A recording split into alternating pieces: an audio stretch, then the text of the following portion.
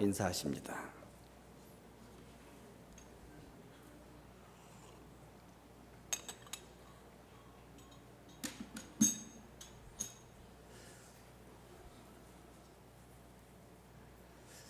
우리는 두 눈을 가지고 있습니다. 이 눈을 통해서 보게 되죠. 그런데 살면서 보니까 눈으로만 보는 것은 아닙니다.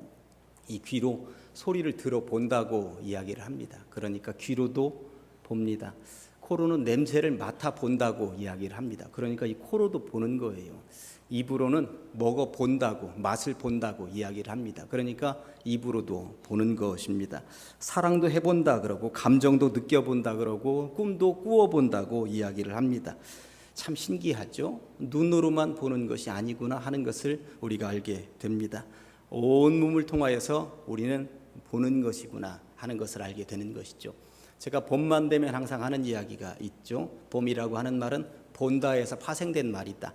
그러니까 겨울에 감춰져 있고 숨겨져 있던 것들을 보게 되는 계절이 봄이다. 그래서 봄이다 하는 이야기를 했었던 기억이 있습니다. 아무튼 사람은 온몸으로 보는 것입니다. 야구 경기가 열릴 때 헛스윙하는 타자를 보면 해설자들이 이렇게 말을 합니다. 야구공을 끝까지 보지 않았군요. 이렇게 말을 합니다. 축구 경기를 하는데 헛발질을 한 축구 선수가 있으면 해설자가 축구공을 끝까지 보지 않았군요. 이런 말을 하는 경우를 저는 본 적이 있습니다. 신앙인들도 보니까 제대로 보는 사람입니다. 주만 바라볼지라 이런 복음성가가 있습니다만 주만 바라보며 사는 인생이 신앙인이구나. 그러니 보는 것은 이렇게도 중요한 것이구나. 야구 선수가 야구공을 끝까지 봐야 되고 축구 선수가 축구공을 끝까지 봐야 되는 것처럼 우리 성도들은 주님을 끝까지 바라보면서 사는 인생이 되어야 할 줄로 믿습니다. 오늘 본문을 가지고 세 꼭지로 나누어서 말씀을 받도록 하려고 합니다. 첫째는 눈을 열어서 주목해 보세요. 이렇게 정해 보았습니다. 천지 만물을 보면 그 속에 하나님의 마음이 담겨 있구나 하는 생각을 해보게 되죠. 하나님께서는 당신이 만드신 천지 만물 속에 우리 인간이 편리하고도 풍성하게 살아갈 수 있는 다양한 장치들을 숨겨 놓으셨어요. 인생이라고 하는 것이 무엇이냐면 하나님께서 이렇게 숨겨 놓으신 다양한 장치 보물들을 찾아 나서는 길이구나 하는 생각을 해보았습니다. 그런데 초등학교 때나 아니면 교회에서 소풍 가서나 보물찾기 해보면 참 신기하죠. 나는 눈이 뚫어지라 하고 그 길을 지나갔는데 내 눈에는 안 보이던 것이 내 뒤에 바짝 쫓아오던 사람이 찾았다. 그러는 경우들, 주로 그런 주인공들이 여러분들이시죠. 어쩜 그렇게도 내 눈에는 안 보이고 남의 눈에는 보이는지 모르겠다 했었던 경험들이 있을 것입니다. 똑같은 눈이었습니다. 똑같은 상황이었습니다. 그런데 다 똑같이 그 자리에 머물러 있었음에도 불구하고 누구는 찾고 누구는 못 찾는 것입니다. 뉴턴은 사과나무에서 사과 열매가 떨어지는 것을 보고 만유인력을 보았습니다. 사과나무에서 사과 떨어지는 것을 못 본 사람이 누가 있습니까? 다 봤습니다. 사과나무에서 사과가 땅바닥으로 떨어지는구나 누구나 다 보았습니다. 그러나 그 속에 하나님의 비밀이 숨겨 있는 것을 아무도 못 본 것이죠. 그러나 뉴턴은 보았다고 하는 것입니다. 주전자에 있는 물, 여기다 열을 가하면 주전자 물이 펄펄펄펄 끓는다고 하는 것 누구와 모르겠습니까? 물 끓인다고 하는 것 다 아는 거거든요. 그런데 그 힘을 가지고 증기기관차를 발명할 생각을 아무도 못했는데 제임스 와트는 하나님께서 숨겨놓으신 그 비밀을 알게 되었고 그것을 활용하여서 증기기관차를 발명해냈다고 하는 것입니다. 상황은 똑같고 누구 눈에나 보이는 것 같지만 그리고 그 속에 깊이 들어있는 비밀을 알아채는 사람들은 따로 있구나 하는 것입니다. 빌 게이츠가 좀 더 젊었던 시절에 관공서에만 엄청나게 큰 컴퓨터들이 놓여 있었던 것이죠. 그런데 빌 게이츠의 눈에는 저 컴퓨터가 몇 년 있으면 모든 사람들의 책상 위에 올라가게 될 것 같구나. 컴퓨터를 개발하게 되었고 전 세계 1등 부자가 되었다고 하는 것입니다.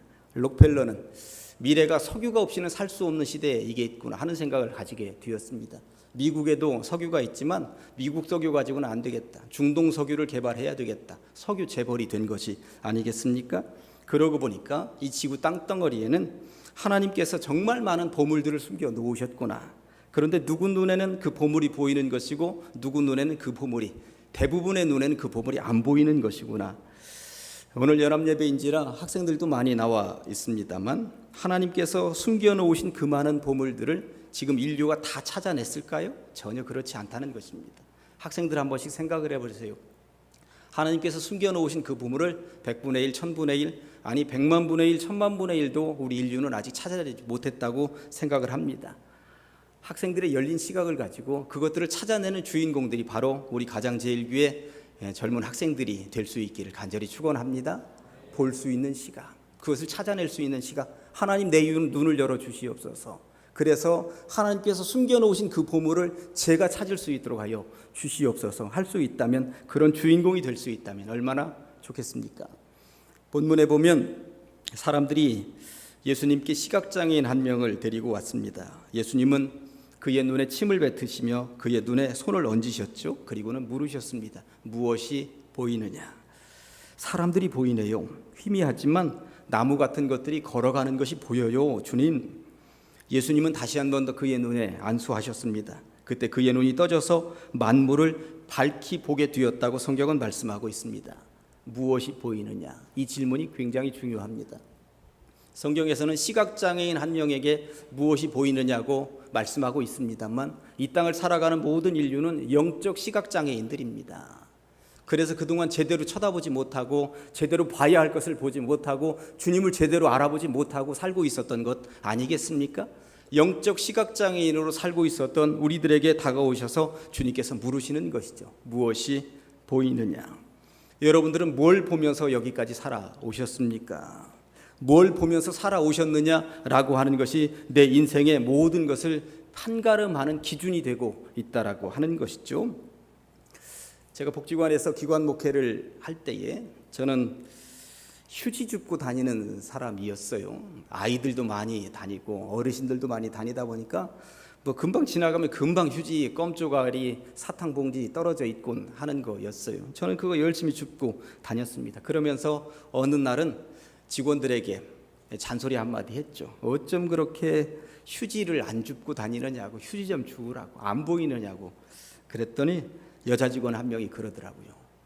어쩜 그렇게 제 눈에는 안 보이는지 모르겠어요. 그러더라고요. 예, 정말 똑같은 현장을 지나갔는데 누구 눈에는 휴지 한 조각이 보이는 거고 누구 눈에는 안 보이는 거예요. 집안에 보면 엄마들은 그렇게 지저분한데 아이들은 그 지저분한 방에서 전혀 지저분한 줄을 모르고 살고 있잖아요. 그렇지 않습니까? 아이들 눈에는 지저분해 보이지 않는 거죠. 그러나 어른의 시각에는 너무나도 지저분해서 나는 그 방에 들어가고 싶지도 않다고 하는 것 아니겠습니까? 어떤 시각으로 사느냐에 따라서 달라지는 것입니다. 주인의 시각으로 살게 되면 보이게 되어 있다고 하는 것이죠. 제가 한 3, 4년 전에 이런 말씀 드린 것 같은데 우리 학생들이 와 있으니까 다시 한 번 더 이야기를 해보면 나의 문화유산 답사기라고 하는 책이 있습니다. 유홍준이라고 하는 분이 썼어요. 얼마나 책을 많이 써냈습니까? 우리나라 전국 투어를 돌아다니면서 숨겨져 있었던 문화유산들, 보물들을 가지고 글을 써낸 거예요. 그냥 산속에 있는 산소에 아주 자그마한 1m나 될까 말까한 그런 탑 하나 있어요. 그걸 보고 우리들 보고 글을 써내라고 그러면 A4 용지 3줄도 써낼까 말까 할 것입니다. 그런데 그 양반은 A4 용지 서너 장을 써냅니다. 사람들이 물었죠. 어떻게 그럴 수가 있으십니까? 하고 물었더니 이분이 하는 이야기가 사랑하면 알게 되고 알면 보이나니 이때 보이는 것은 이전 것과 다르리라. 굉장히 멋있는 말을 합니다. 사랑하면 알게 되고 알면 보인다는 것입니다.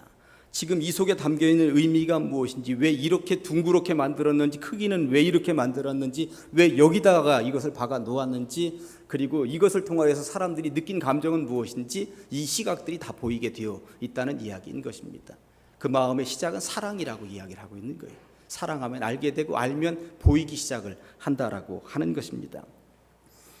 여름 행사들을 마치고 났더니 교회 학교 각 부서마다 긍정적인 반응들이 일어나고 있는 것 같아요. 유치부도 그리고 아동부도 조금씩 인원들이 늘어나고 있고 청소년부 아이들도 서로 전도해야 되겠다 하는 마음들, 또 고등학생들 가운데 월삭이 되면 새벽 예배에도 나와야 되겠다 하면서 열심히 힘을 북돋는 아이들이 있는 것을 보았습니다. 그 아이들이 왜 이렇게 달라지게 된 것일까요? 수련회 이후에 청소년부를 보는 시각이 달라진 것이죠. 교회를 보는 시각이 달라진 거예요. 그리고 무엇보다도 주님을 보는 시각이 달라졌기 때문에 그렇게 행동이 바뀌어서 나오는 것 아니겠습니까? 어떻게 이런 변화가 일어나게 되었는가 보았더니 주님이 그들을 만져주셨기 때문에 그랬다라고 하는 것입니다. 그랬더니 더 멀리 보고 더 깊이 보고 더 자세히 볼 수 있는 시각이 열리게 되었다고 하는 것입니다. 25절을 보니까 이에 그 눈에 다시 안수하심에 그가 주목하여 보더니 나아서 모든 것을 밝히 보는지라. 시각장애인이었던 사람은 주님이 다시 안수하시자 이번에는 주목해서 집중해서 어떻게든 보려고 애쓰고 노력했더라라고 하는 말 아닙니까?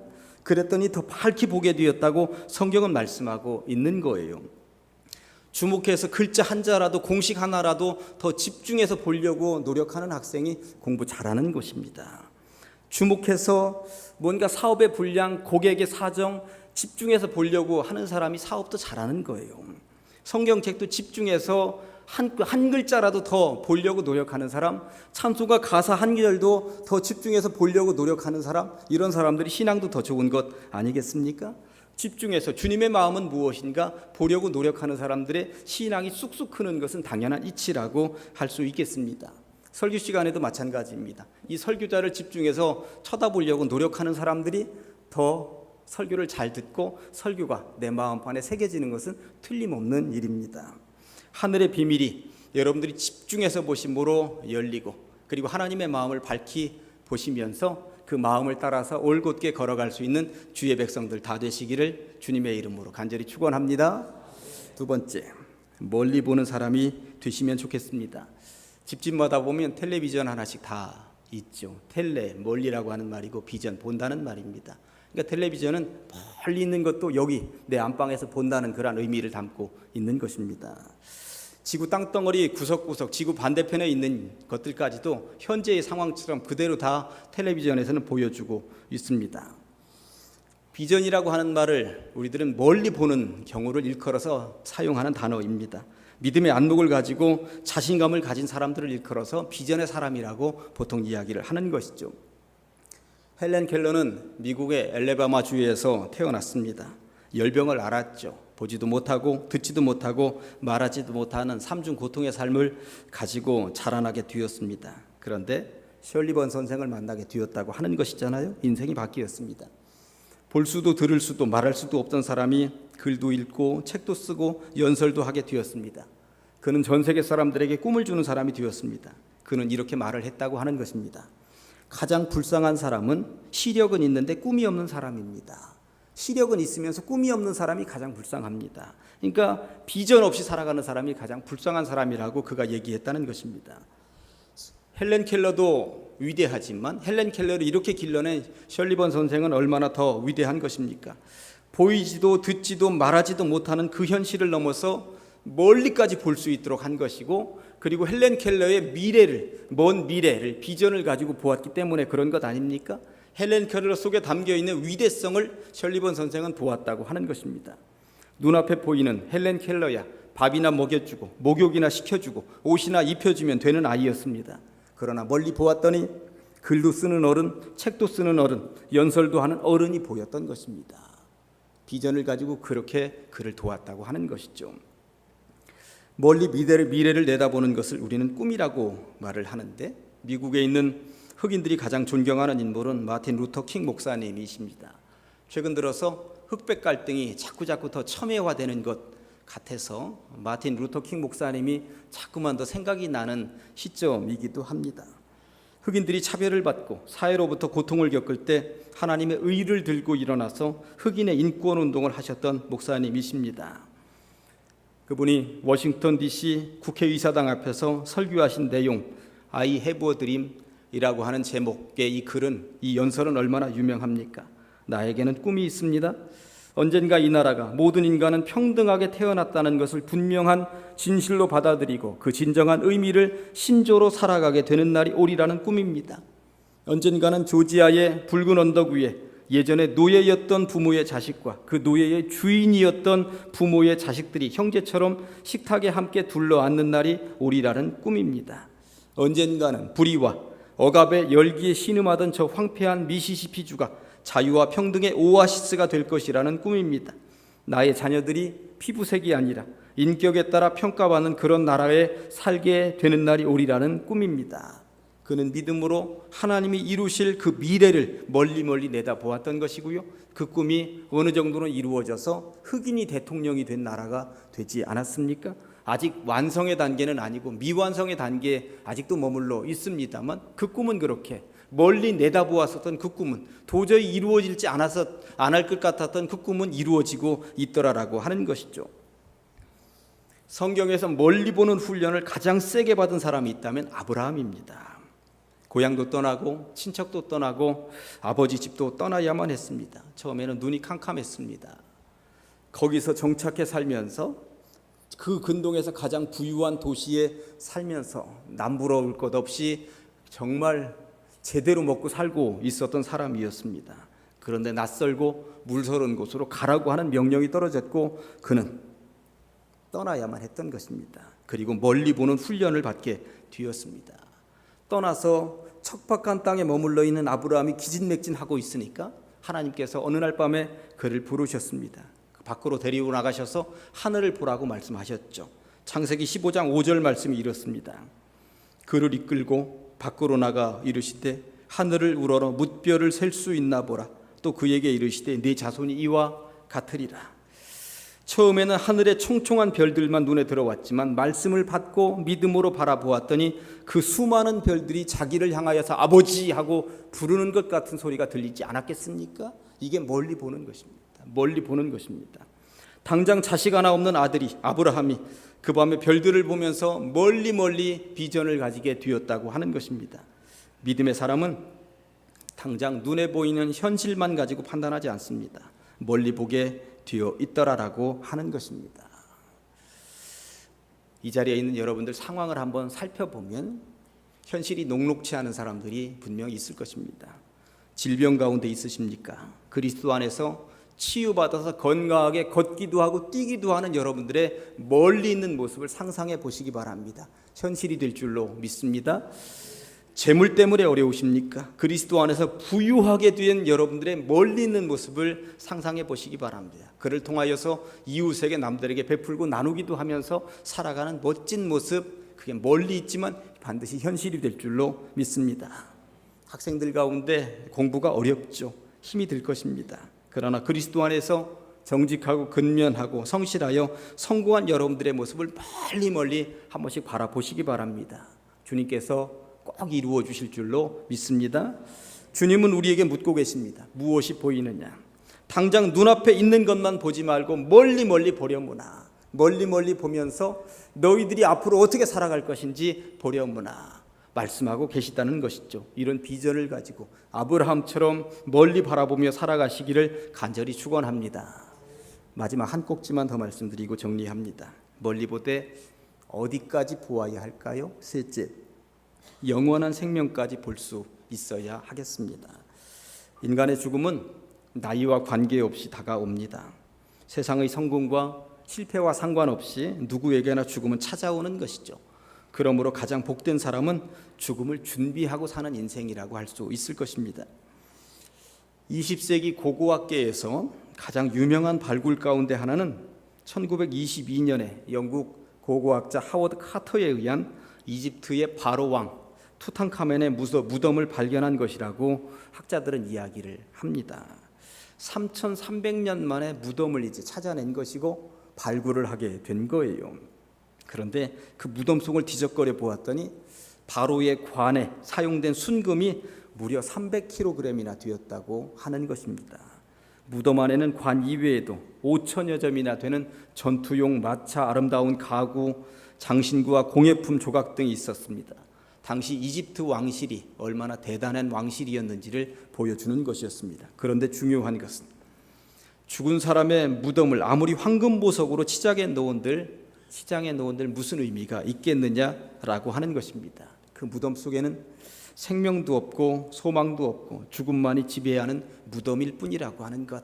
시신이나 해골에서 무슨 행복이 있으며 소망이 있겠습니까? 사람은 태어나는 순간부터 죽음을 향해서 달려가는 것입니다. 말기암 환자들, 나이든 어른들만 시한부 인생을 사는 게 아니에요. 우리 모두 시한부 인생들입니다. 조만간에 저도 가고 여러분도 갈 것입니다. 문제는 죽음 이후에 영원한 세계에 대한 확신이 있느냐 없느냐, 바로 이것입니다. 고린도후서 4장 18절에서 우리의 주목하는 것은 보이는 것이 아니요 보이지 않는 것이니 보이는 것은 잠깐이요 보이지 않는 것은 영원함이니라. 눈에 보이는 것에만 너무 매몰되어서 살아가지 말라는 이야기입니다. 영원한 나라, 하나님의 나라, 여기에 영원한 생명이 있는데 당장 눈에는 보이지 않지만 그것을 소망하면서 사는 것이 진짜 제대로 사는 것이라고 성경은 분명히 말씀하고 있습니다. 어메이징 그레이스를 작사한 존 뉴턴 목사님은 이런 말을 남겼습니다. 나는 망원경으로 수만리 떨어진 천체를 뚜렷이 볼 수 있다. 그렇지만 나는 무릎을 꿇고 기도할 때 천국을 뚜렷이 보게 된다. 망원경으로는 저 멀리 뭇별들 모든 천체를 다 볼 수 있지만 결국 영원한 나라, 그 하나님 나라는 무릎을 꿇을 때 내 눈앞에 환히 보여지게 되더라라고 하는 이야기입니다. 이제 말씀을 정리합니다. 주님은 오늘날 우리들에게도 무엇이 보이느냐, 무엇을 보며 살겠느냐고 묻고 계십니다. 첫째, 눈을 열어서 주님의 마음을 보시기를, 주님의 마음으로 살아가시기를 간절히 소망해 봅니다. 두 번째는 눈앞에 보이는 것만 보지 말고 그 멀리 주님의 비전을 가지고 꿈을 꾸면서 멀리 더 좋은 상황을 생각하면서 살아가시면 좋겠습니다.